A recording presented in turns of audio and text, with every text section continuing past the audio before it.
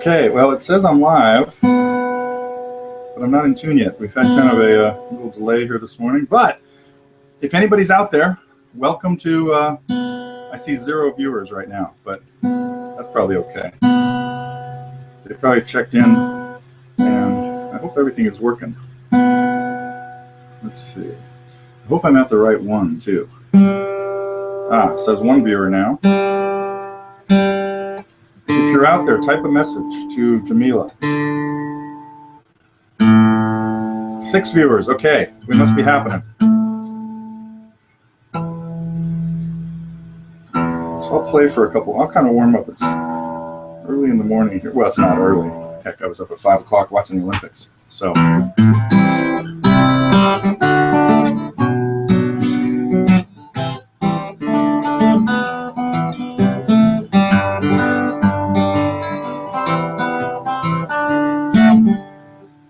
What chord is that?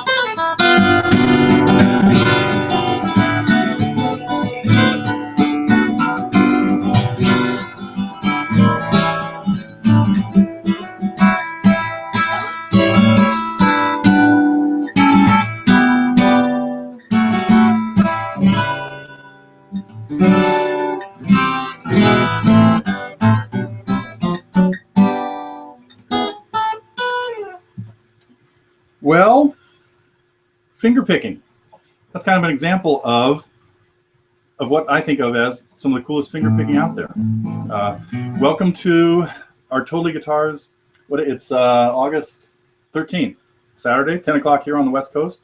Hopefully people are checking in to see what's going on. And if all is going well, we got Jamila on the line helping us run through some ideas about fingerpicking. So, Jamila, are you there? Hey, I'm here. Okay. Whew. And we're live, and we have some. We got some people checking in, saying hi. We have Hal and Willem's on, saying hi. Give us a show. Okay. I just played the hardest song I know. Wasn't that enough? Actually, you know what? I have to confess, that is not the hardest song I know. Now, let's not. I don't know if we even want to go there. Maybe later. But because this is more to talk about useful tips for fingerpicking rather than virtuoso tips for fingerpicking, I think, but who knows. So who was the first one you mentioned? Hal? Yeah, Hal Crawford. And okay. Then Willem is on as well, checking in, saying hi. Good. I know Willem has had to miss most of our things because of other conflicts. So Willem, welcome. I'm glad you could make it. I hope the rest of our Dutchy friends and Chris in Crete. Chris, if you're there, check in. I know you put a message on the forum that the depending on the internet in Crete was sort of his. We could have been his problem, but I guess everybody on Crete has got that problem right now. Things are just, I'm sure, miserable there. So. Let's see, but Chris did have a good question, although you probably are assembling a list of questions that people would like to have answered too, maybe, huh?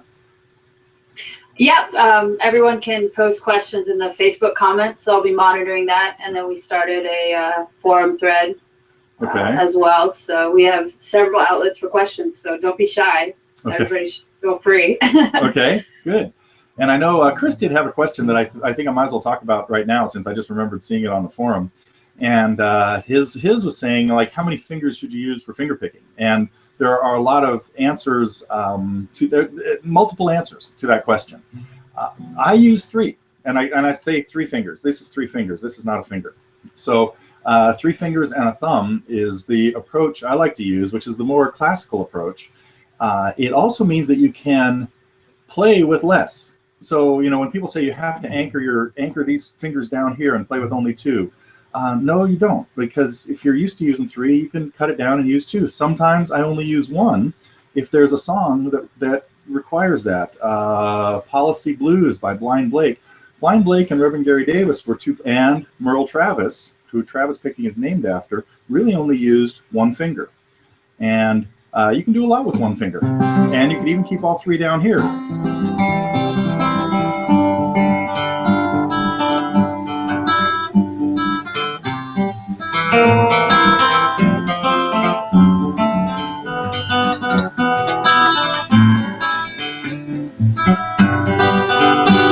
Now, I'm feeling a little like I'm playing with crutches there if I do that, but you know, that style, that could still work. Blind Blake, when he used 1 finger, it was just as if, let me grab a pick. He was using a pick.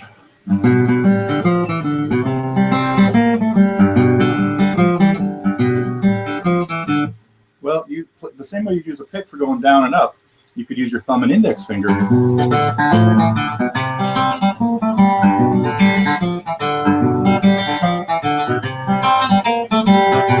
play almost a bluegrass style. But 2 is enough. John Fahey, a lot of other great finger pickers used only 2, but would typically move them from either the 1st and 2nd strings to sometimes the 2nd and 3rd, just depending on what notes they were playing or what was going on in the melody. If you use 3, you can do all kinds of cool stuff. You can do much more classical stuff. Well, anyway, I'll save that for later. And you just have more options. So I recommend using 3. Okay, so much for Chris's question, I think. What else you got out there, Jamila? So we did have a few questions on the forum. One was from Daryl, and he was asking what your approach was to thumb independence. Oh, yeah, I did see that. And the best thing is to start with, and this is how I start all my beginning students in fingerpicking. Then we head into some songs that have examples of this. But it's really to just get your thumb moving back and forth first. I'm playing a C chord here, and get used to getting it going and in time, and making sure that you're feeling the beats, you know, and then start playing. I'm gonna slow down a little bit. Just start playing your index finger in between every one. So it's like letting your fingers do the walking, kind of alternating your thumb and your index finger there. And then change chords. Go to a G chord and keep hitting the same string, but now you're hitting different bass notes. Then with both of those, instead of using your index finger, use your middle finger, hitting the 2nd string. The general layout for finger picking is these 3 fingers are lined up with the top 3 strings, with your ring finger on the 1st string, your middle finger on the 2nd string, and your index finger on the 3rd string. So just starting that idea of getting your thumb and your fingers working kind of opposite each other, where the fingers are just playing on the ands, and of course then doing the same thing with your 3rd finger, then taking the next step of alternating 2 fingers, maybe going thumb, index, thumb, middle, and then do the same with your middle and your ring finger. So just that is really the best exercise for getting your thumb working in there. Now, I usually have students start with arpeggio patterns where you're playing 1 note at a time.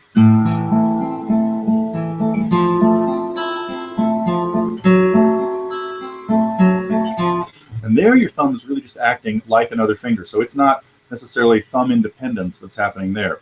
But then there are lots of songs that work on arpeggios and lots of songs that work on alternating bass. So, but that I think, you know, getting used to. I have a great instrumental song in our target program called Shades of Funk.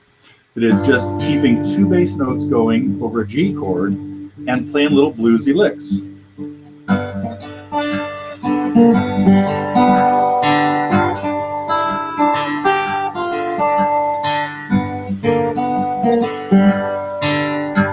Just alternate, thrown in a little some B flats against the B, and then an F to create a G7 chord. So I think that's what I recommend. Getting used to your thumb keeping beat, and then your fingers just playing in between. Hope that answers Daryl's question. And while we're on the topic of like beginner technique, there's quite a few questions on the forum that were like, you know, I'm brand new to finger picking. Where would you start? What songs would you recommend for, you know, or what are your favorite songs to recommend for the absolute beginner that's just starting to explore finger picking? Yeah, well, that sort of leads into this my latest project, which is exactly that. It's I guess I can talk about it already. I meant to kind of save it for a little bit later, but it's even called Essential Fingerpicking. It's the songs I teach every student, and it's actually only a sampling of them, because I probably have a couple dozen songs that I take people through. Shades of Funk that I played a little bit of. Actually, I didn't play any of it. I just played something like it a minute ago. Shades of Funk really goes like this.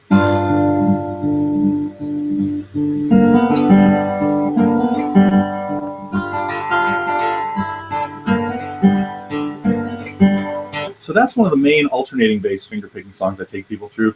Grandfather's Clock is another. Now these are both instrumentals where you're picking out a melody. So they're not really the place a beginner should start until they've done a little bit of those patterns that I was just talking about of keeping your thumb going.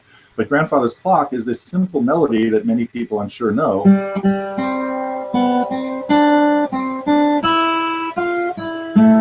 And then that just gets incorporated into keeping a bass going.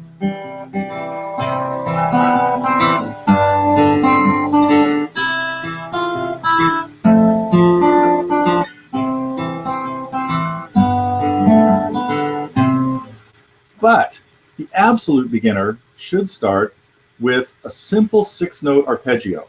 And this is it. I even have people do this. You don't even have to put a chord down. Pretend you're playing an E minor chord, but you're playing your thumb on the 6th string, and then your 3 fingers on the top strings that I was just talking about, your index on the 3rd, your middle on the 2nd, and your ring on the 1st, and you're just going straight up and down the strings from the 6th to the 3rd to the 2nd to the 1st, and then back to the 2nd and the 3rd.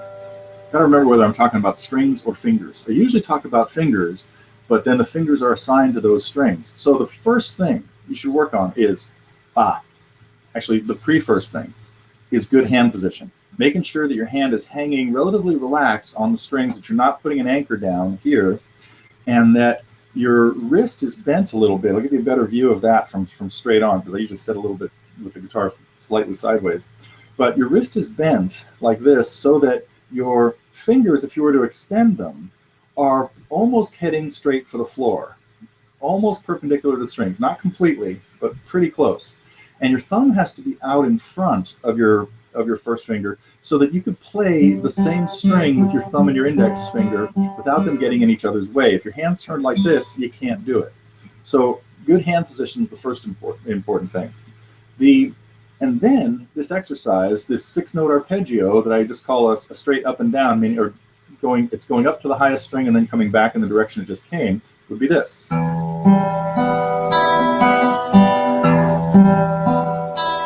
Now, you've heard that in a song that is not on my disc right now, but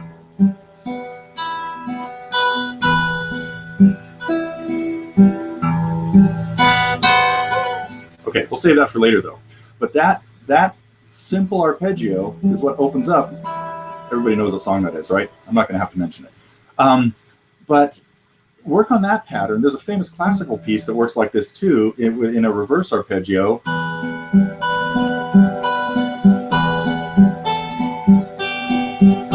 So Romanza, it's another great piece to just work on the very beginning of. The rest of the piece is not really a beginner piece. But that pattern right there, the 6-note arpeggio, is the place to start.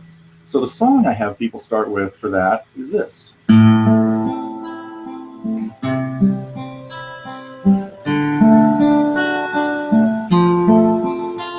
Now there are are some really important things that you can address in House of the Rising Sun that are not obvious as well. And that's one of the things that I have in all of these lessons that is on this DVD is kind of insider tips and secrets that if you just get the tablature and start working on it by yourself, you're very likely to create some problems that really should be addressed before, as you're working on the piece, rather than as a bad habit you have to fix. This is, of course, the biggest thing that most people have to address when they come to me as, oh, I've been playing for like 10 years and I can do a little bit of this and a little bit of that, but I get stuck here. And I'll look at what they're playing and say, here's why you're stuck. You have to change. You have some bad habits. We got to change them. It might be that you have to learn to play with your thumb lower on the back of the neck. You can't have the baseball bat grip. It might be that you have to learn to bend your wrist here a little bit better. It might mean that you have to concentrate on keeping your fingers closer to the frets. It might mean you need to change the order that you put fingers down on various chords, or even the way you finger certain chords. So most students that come to me that have been playing for a while, it's their own bad habits that have dug them into this hole, or maybe got them stuck on this plateau. And so that's why it's really important in fingerpicking to start with the right technique and the thoughts on changing chords and fingers to use. So, okay, I've been talking too long. Anybody else? Yeah, Willem was also asking, is Sunshine on My Shoulder by John Denver, would that be considered a beginner fingerpicking song? I think so. I'd have to listen to it specifically, but as I recall, it's just a simple 4-note arpeggio. I don't even know what key it's in, but it seems like that would be something like that. Now, a lot of John Denver songs have some complex picking in them, but some of them are pretty straightforward. So John was pretty good. Poems, Prayers, and Promises had some nice picking in it. I guess he'd rather be in Colorado. But I'd have to go back and listen carefully to Sunshine on My Shoulder and see. But as best of my recollection, we don't even have that lesson at the site. Willem, why didn't you put that on the recommended lesson list? I'll get to it next week, maybe. So there you go. And then Mark is asking, would you like to have some exercises to help increase speed for the fingerpicking hand? So do you have any recommendations on that? Yeah, Doc's Guitar is a good example of a song for that. That is a very simple pattern. It's 4 chords: C, A minor, F, and G, at least in the introduction. And but you can do this with any chord, and it really comes down to the first pattern that I'd like people have work on, which is just thumb, index, thumb, middle. And that you can do this on a C chord or any chord you want. You could even do this, do it on C. And start working on just trying to do that faster without even changing chords. But so stay with just that 4 little finger pattern: thumb, index, thumb, middle. And as you try to get it faster, it's gonna get sloppier. So there are a couple of approaches to this. One is sometimes go faster than you possibly can and let it be sloppy. And if you don't get any of the right notes, don't worry about it. It feels like a Keystone Cop commercial. But so sometimes, also, not even sometimes, try to stay really relaxed about it. What's going to happen when you try to go faster than your hand is used to is going to start tightening up. Like right now, if I can go this fast, especially if I'm trying to go very loud, I'm getting tense. So it's okay to let that happen to a certain extent, but then the next time try to go a little softer and see if you can keep it up a little bit longer. So if you go quieter, your fingers move less. So there's a couple different approaches. Sometimes loud and sloppy is okay, and then slower and softer, and then gradually speed up. But that's really the best exercise, I think, for working on speed. Now, some people, I think this is true in so many different things, but Leo Kottke, for example, can just play really fast. His right hand can do like this Doc's Guitar thing.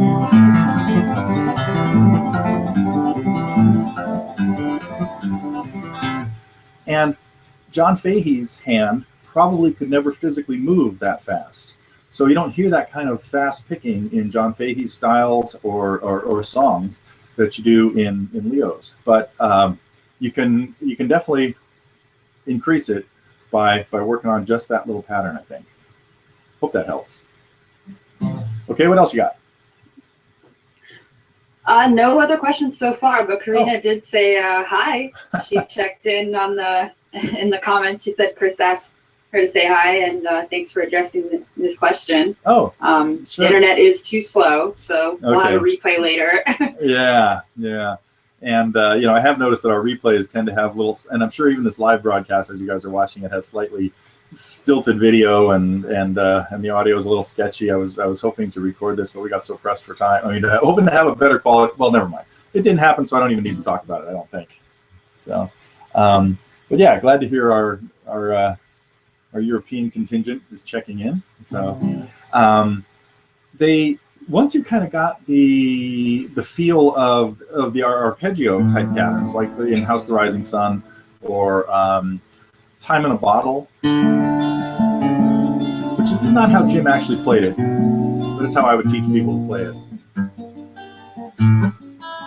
With that same 6-note pattern. There we go. Gotta remember the chords. So the 6-note arpeggio is really the best place to start, and then there are more complicated ones in things like Is There Anybody Out There?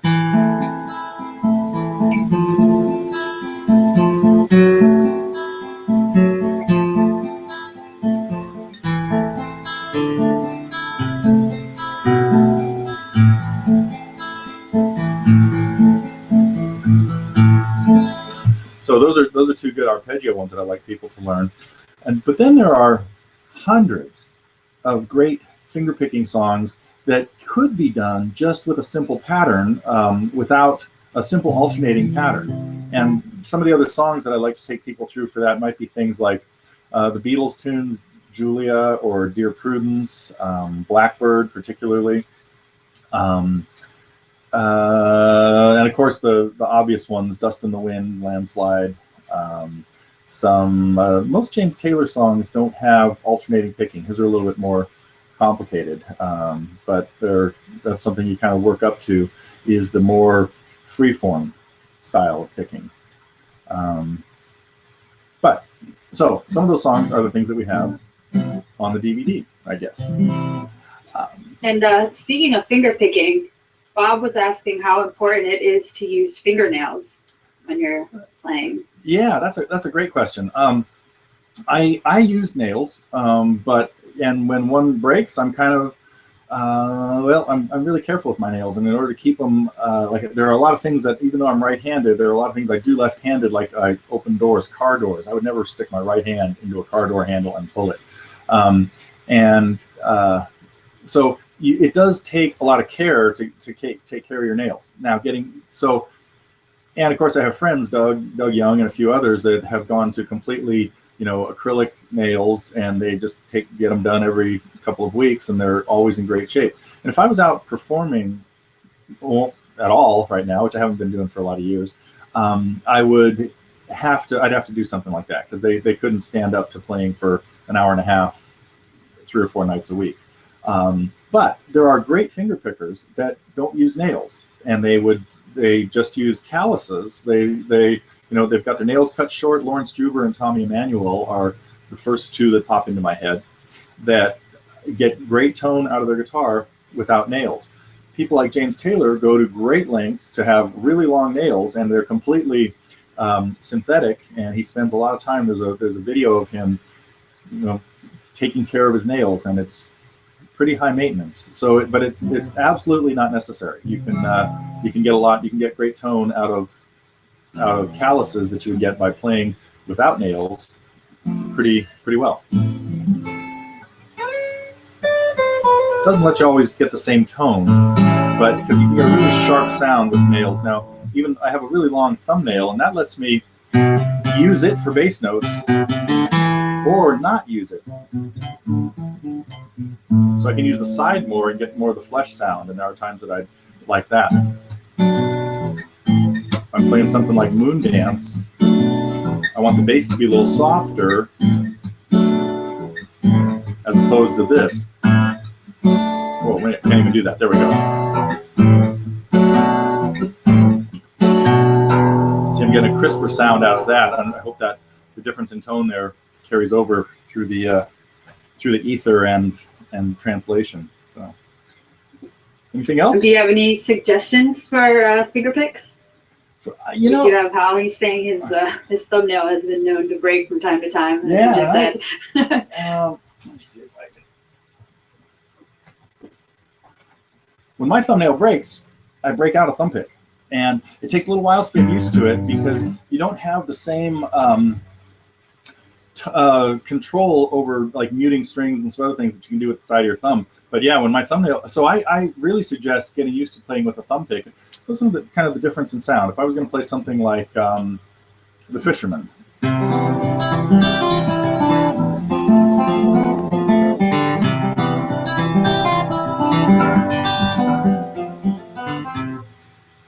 If I break out the pick, it makes the bass more obvious.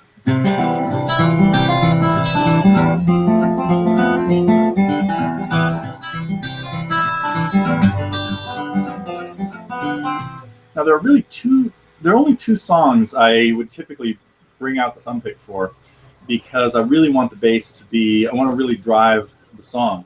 And one of them is the song I played back at the beginning. I've lately been, when I play that, I haven't been playing it a lot lately, but I play it softer, but with the Thumbpick we get this.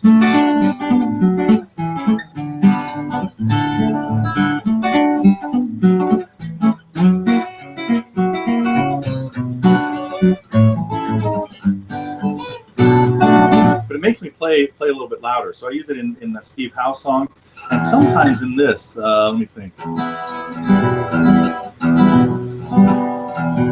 There we go.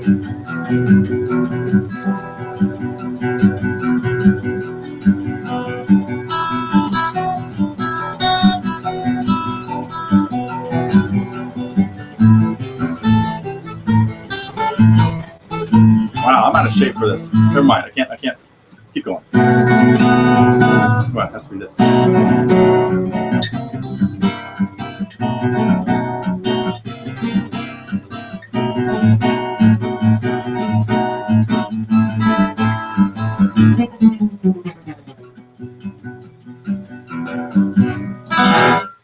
Anyway, so you can get used to using a Thumbpick, and that can help there. There are, I don't know too much about these, but I know there are picks out there. Maybe Alaska picks might be the ones that are closer to using like real nails. Many years ago, I tried using your standard plastic picks that put the striking point of the strings in a completely different place than where your nails are. It's actually on the other side. Then they started coming out with then they had metal ones you could sort of form to your fingers that would work too.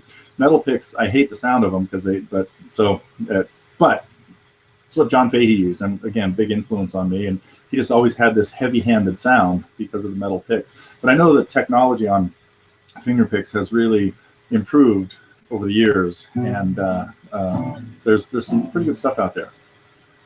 But I don't know much about them. So we have a question from Jean on the forum. He's saying, lately I've been getting into a bad habit. I'm allowing my thumbnail to rattle a bass string, like a low E, that I'm not playing. Yeah. He's saying it's not all the time, but his theory is that it happens when he's finding the left hand challenging. And he seems to dig in with the right. He's asking if that's something that happens, or what are your thoughts on that? Yeah, it does happen. That as you're, especially if you're hitting the fifth, string, and you scrape your nail against the sixth. What might work? Let me think about this. It might have to change the angle of how your thumb hits the string. Like if you have it stuck in there pretty far, there's a much better chance of it rattling against the sixth than if you're. I tend to use the. I don't know if I can show this very well, but my thumb makes contact with the string right on this corner. It's not at the tip of the nail. So it really doesn't even matter. If I lost half of this nail, it would still be fine as long as it was this half and not the half on the string side that I'd play. So it's much longer than I need right now. I don't know if you can see that. Let me see if I hold it against, there you go. It's probably easier to see against my skin than against the white of the background.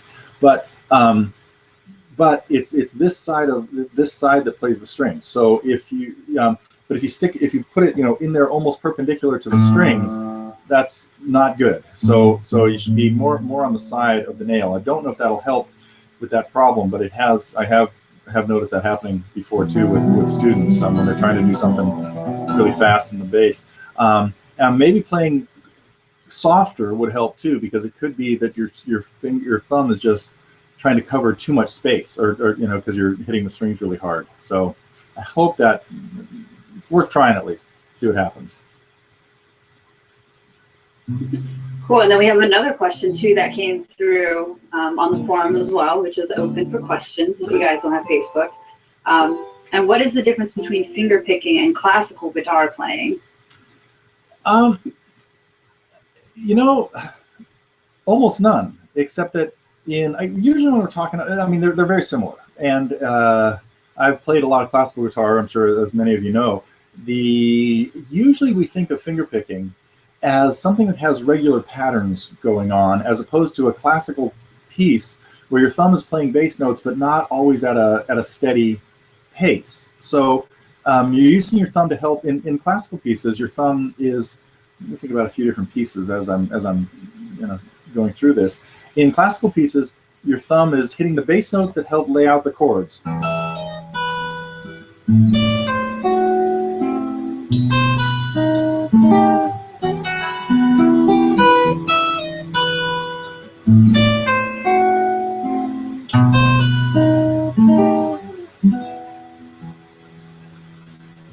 But in a song like Adelita, it's really just carrying on at the speed of half notes, which help lay out the chords. The chords would be E minor, A minor, B7.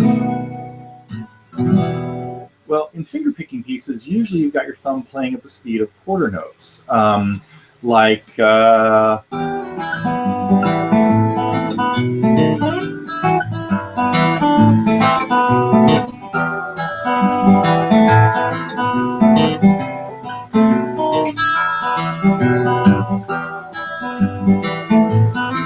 So in that, I'm playing 4 quarter notes per measure, and that's kind of laying out the feel. So most finger picking pieces have this steady bass, with the bass moving at the speed of quarter notes. Sometimes it's at the speed of half notes.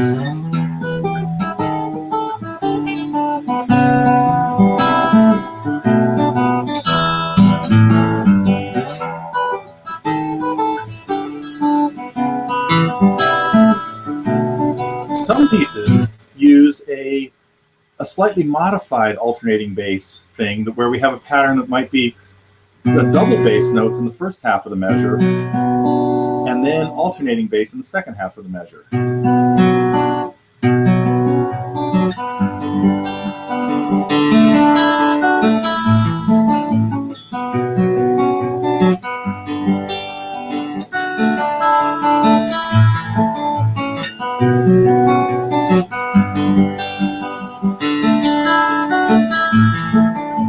And then the pattern might change.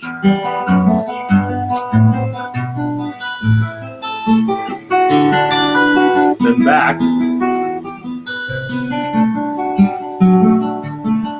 where the bass maybe gets a little bit busier. So I would consider those finger picking pieces, but they're not that different. There are classical pieces that do much of the same thing. So people usually use a nylon string guitar for classical stuff, although we did a similar webcast to this a few months back, where I was talking about playing traditional classical pieces on a steel string guitar. And of course, lots of people wrote in and complained that it should never happen. You should never play Bach on a steel string guitar. Why is that? Anyway, I think it sounds great. But yeah, so the difference between classical and finger picking is almost negligible. I mean, many classical pieces do sound great on steel strings.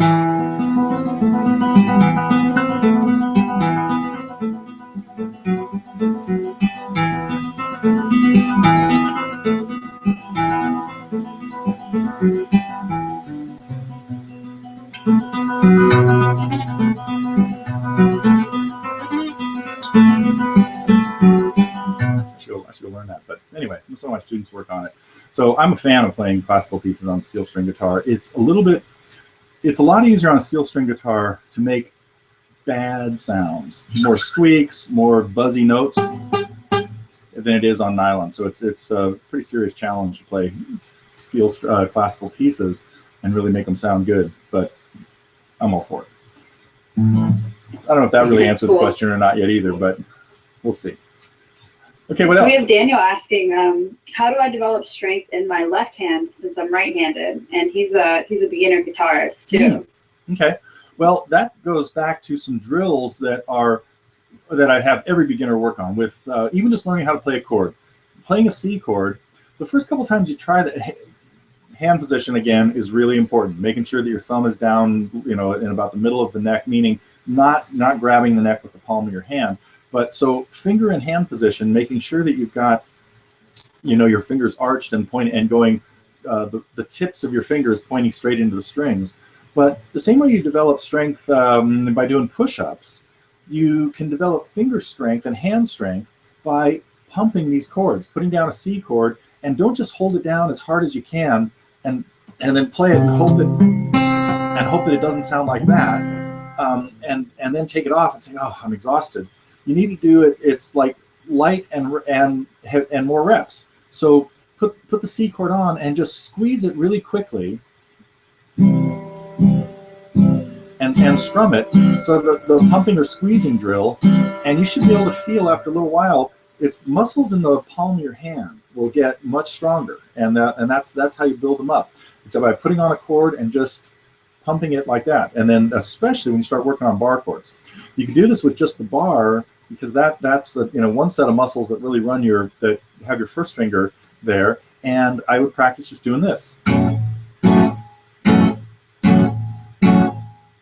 just squeezing this right as you brush your hand across the strings.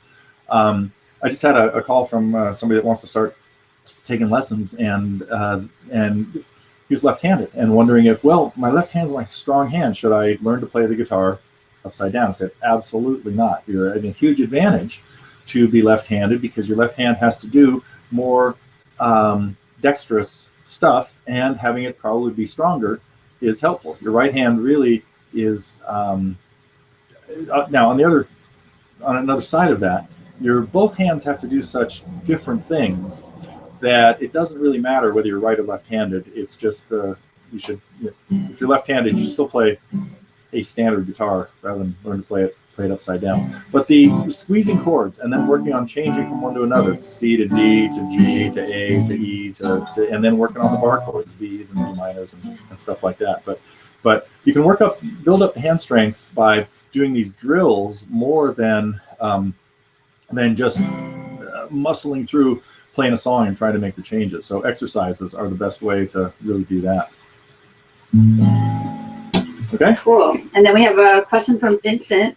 He says, hi, greetings from Ireland. Oh. He's like, when or how do you choose to play melody on the upper register using index and middle fingers as opposed to playing melody using the thumb on the lower register? Well, usually in fingerpicking songs, you want the thumb playing the bass notes. You're kind of like I played Grandfather's Clock a little while ago. And in most fingerpicking songs, you want the bass, your thumb playing the bass notes, which really outline the chord. What you're trying to do, let me pick a song like Can't Buy Me Love. If I want to play Can't Buy Me Love, the first thing I'm going to know is the chord progression. E minor, A minor, D minor, G7. And it heads off into the melody. And if I was going to play that as a fingerpicking song, I would have my thumb playing the bass notes for the chords. So we'd have something like this.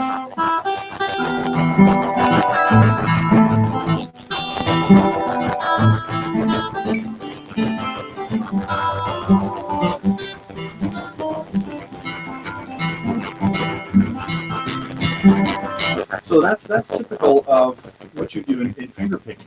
Now, hey Neil, sorry to interrupt you. We got some weird feedback kind of coming through. Like it's kind of like a little positive sound. Let's see. Let me make the mic a little bit. I'll probably make some weird noise. might be able to see it, I think. It's still there. Very staticky. Wow.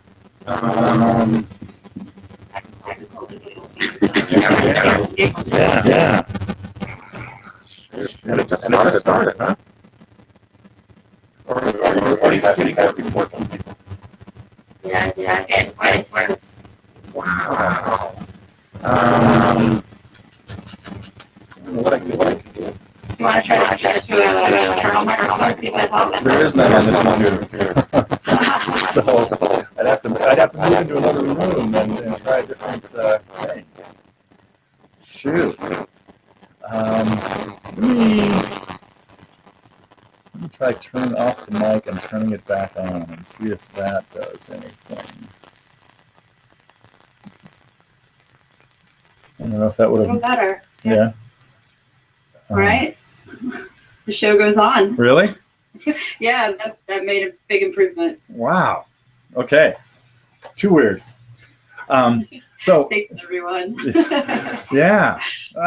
See, if I should have. You're right. We should have set this up way earlier, and I should have been running a separate whole separate studio stuff. But that's all right.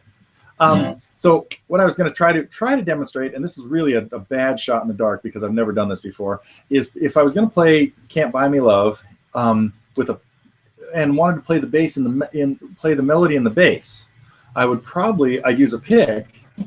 Let me think about this.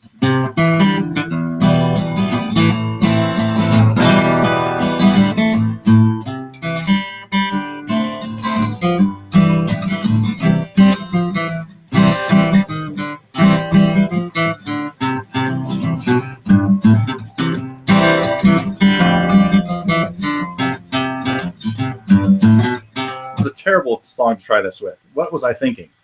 Let me try it with something I could probably actually do. Back to Grandfather's Clock. There's the finger picking version. The flat picking version.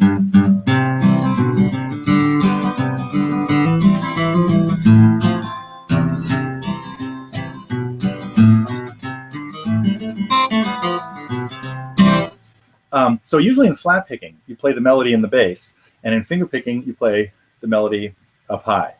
So hope that answers the question. I hope our audio is a little bit better now. Any later updates on that, Jamila?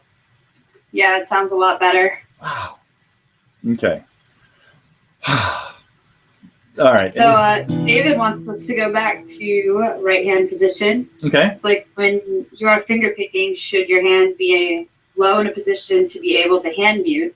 Says my hand tends to want to be higher off the guitar.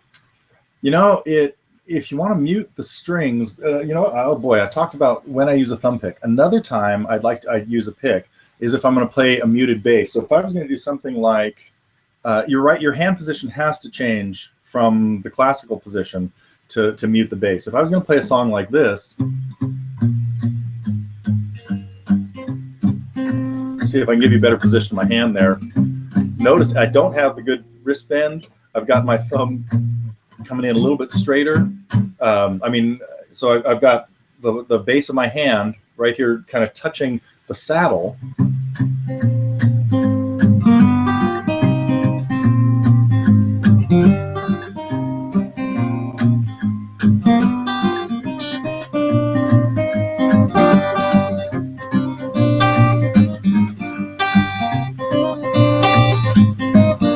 Now that's hard to do without a pick, but it can still work because you can't really you can't really use your nail when you've got the mute down here because your hand is so close to the strings. So muting the strings with when you're finger picking, you do have a little bit of what is another? Yeah, I just don't do it that often. I would mute the strings more in songs where I'm playing with a pick.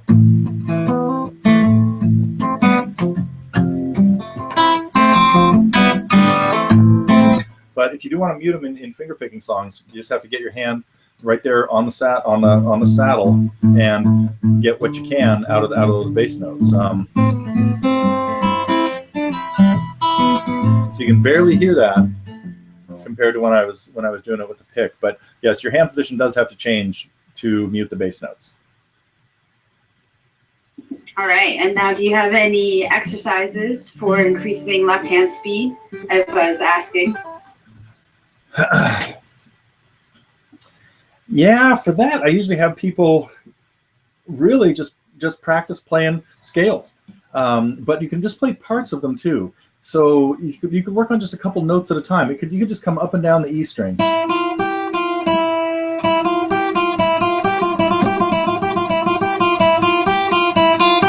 Most important thing for playing fast with your left hand is economy of motion, making sure your hand doesn't look like this. I'm taking my hand, you should barely be able to see my hand move.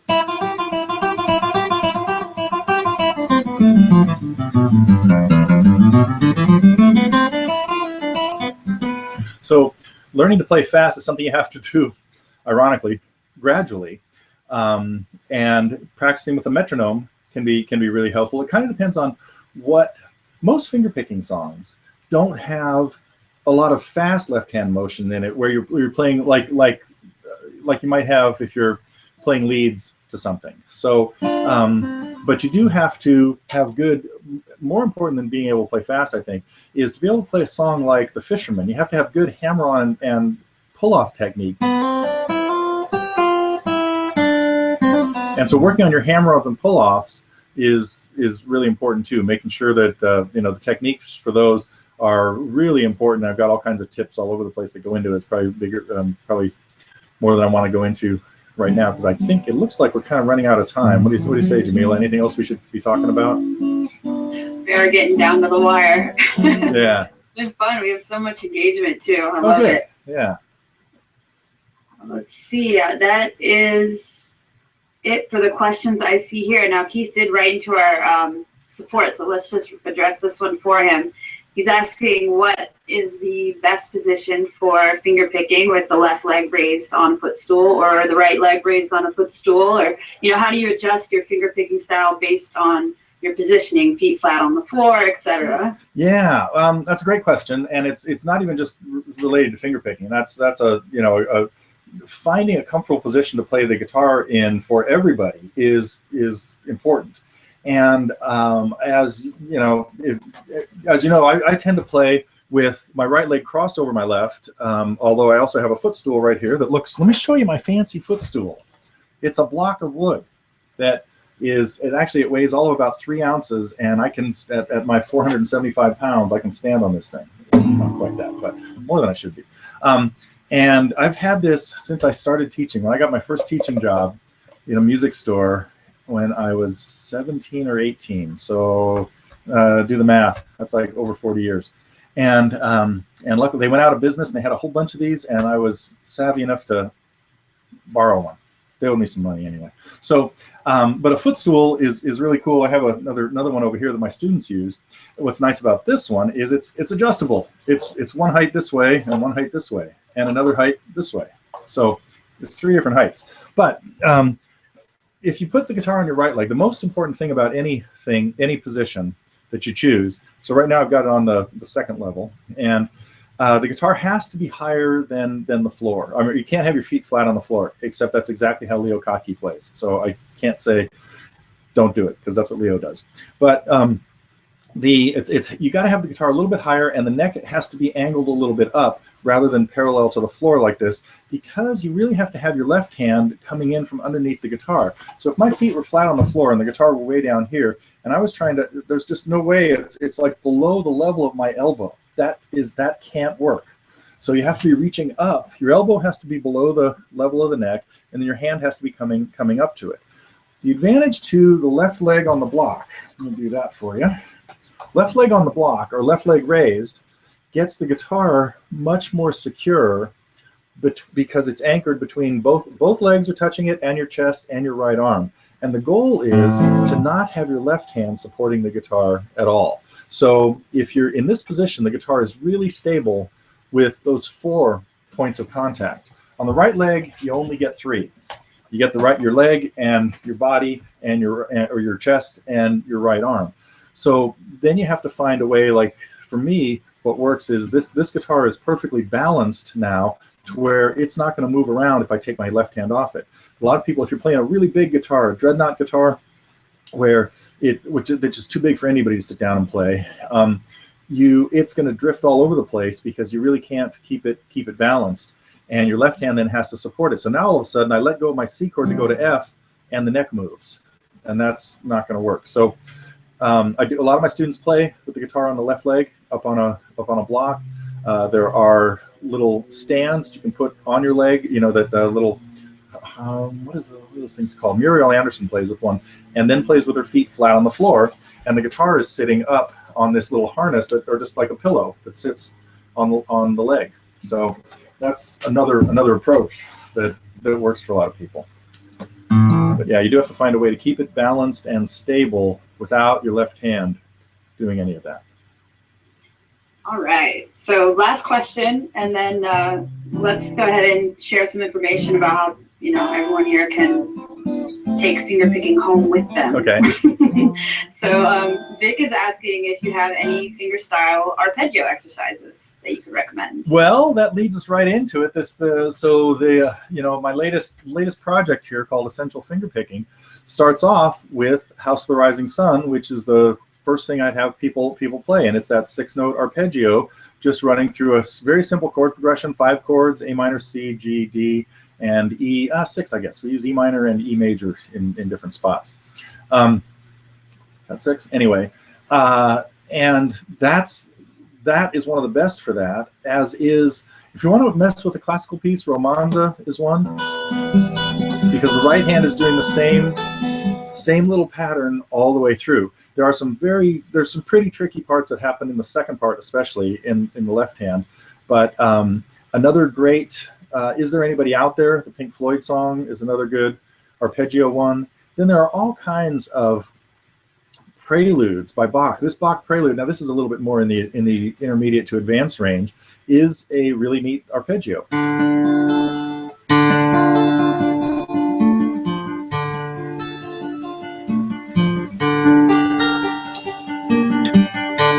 Pretty challenging with the left hand, and usually it's played quite a bit faster than this.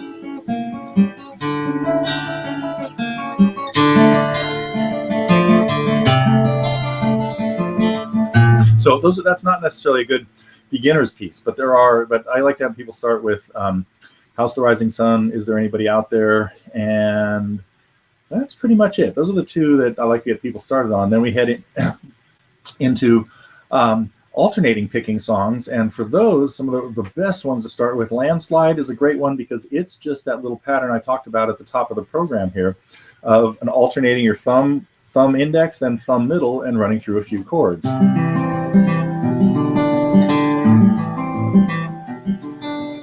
Then we head into patterns that have a pinch on the first beat.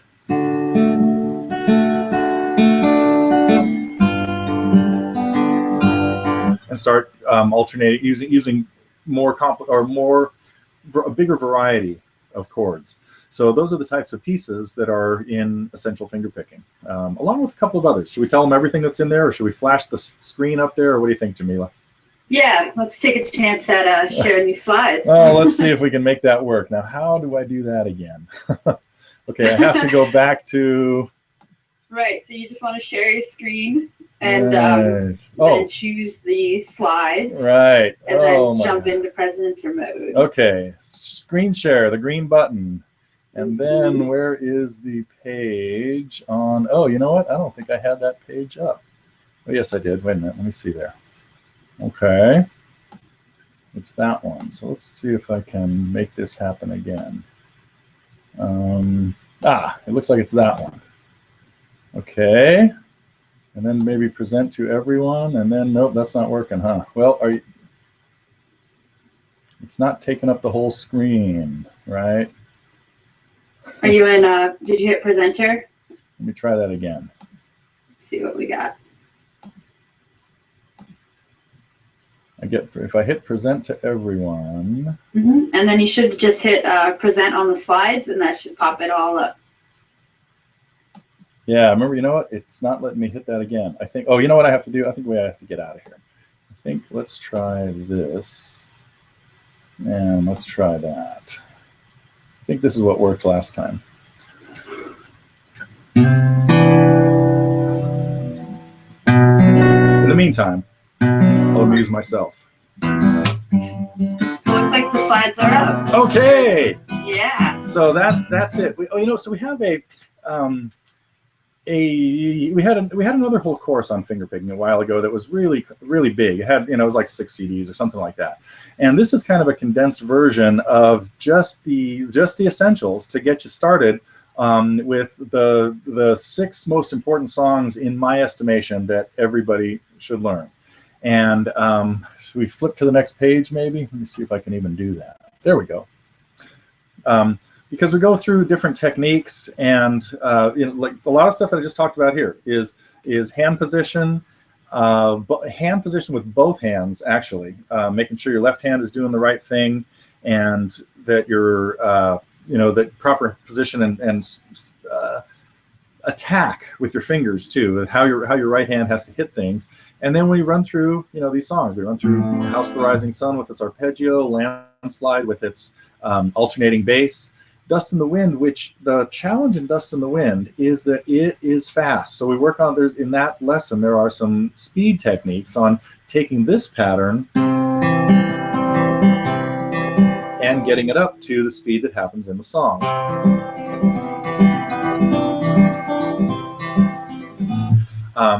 And then we head into Brain Damage, which is a little simpler because it's a little slower, but has more variety in chords. Blackbird, very unusual. Something happens in Blackbird, and then we use your thumb to play the 3rd string all the time, and that's something that happens in some other songs as well. Oh, and then it ends with another great arpeggio song that I totally forgot about when I was thinking about arpeggios.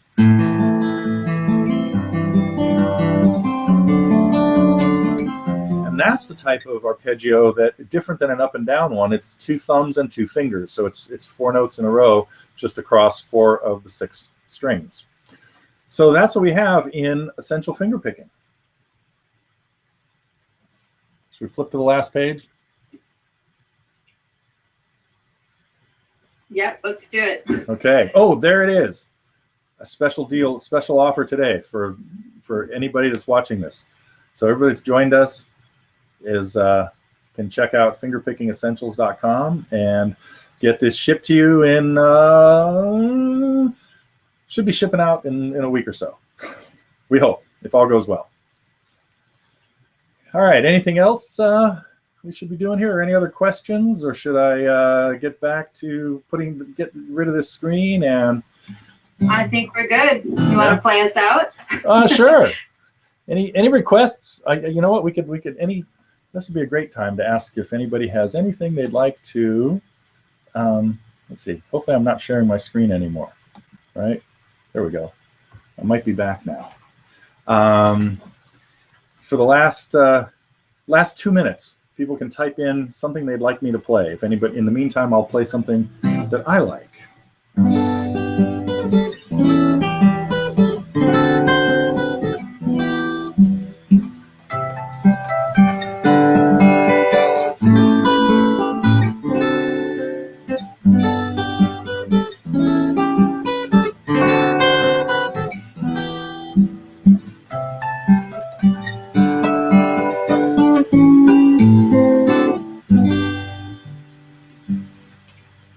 Becky's asking for At 17. Oh, it's in a different tuning. Bad choice. It's worth a shot. No chance. What key is it in? Ask her. I can't even remember what tuning it's in.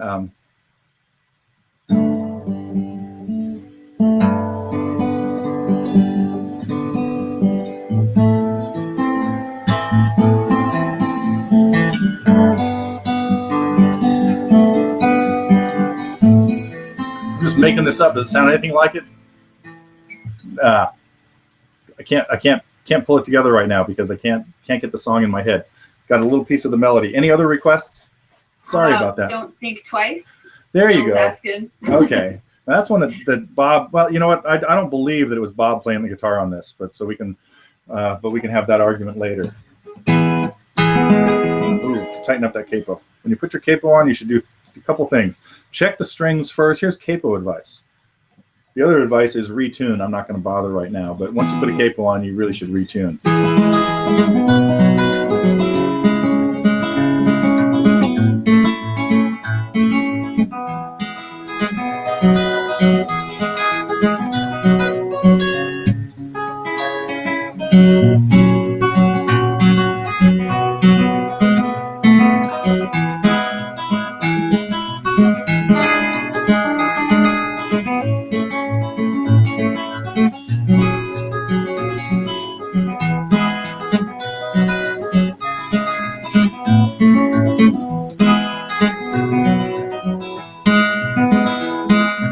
Well, that was sort of like the instrumental version, but that's how the chords go. But it was a little bit different than what I would do as an accompaniment. That way, I get away with playing it without singing.